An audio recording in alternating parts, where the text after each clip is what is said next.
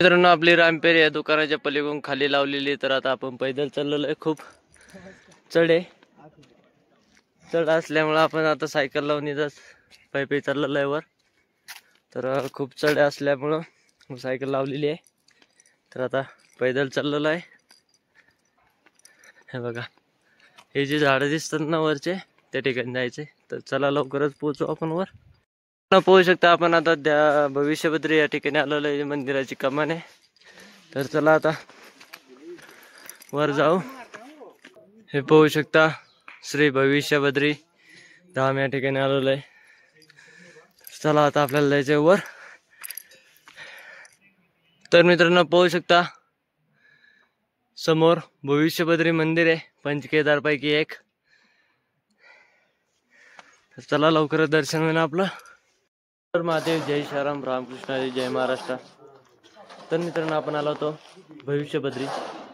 काही काळानंतर बद्रीनाथ बंद होऊन ह्या ठिकाणी भविष्यबद्रीमध्ये कंटिन्यू चालू राहणार मित्रांनो काही काळानंतर. तर त्यांनी आपल्याला माहिती दिलेली, ती माहिती मी इंस्टावर, यूट्यूबवर, फेसबुकवर सर्वीकडे टाकणार आहे.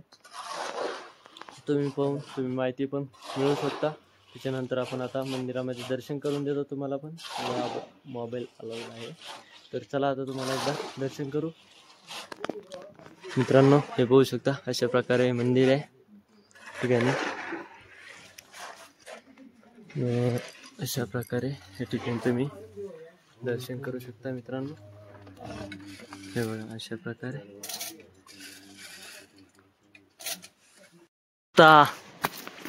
अरे बाबा, काट्यान कुट्यान कुठून घुसलोय. हे बघा गाठरा. अरे शॉर्टकटच्या नादी लागलायचं नाही. शॉर्टकट असा पळितो. बघा हे शॉर्टकट.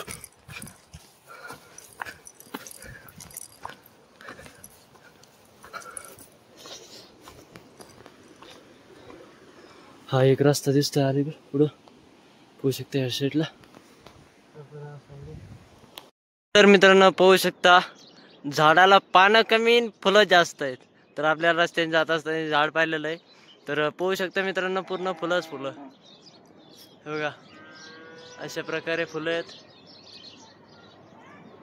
पानं नाही त्याला, आता पानं बारीक पालं फुटू राहिले मित्रांनो. हे बघा किती भारी आहेत. एकदम पांढरं झाड झालंय पूर्ण.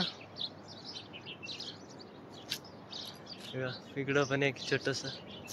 हे बघा अशा प्रकारे झाड आहे, एकदम सुंदर.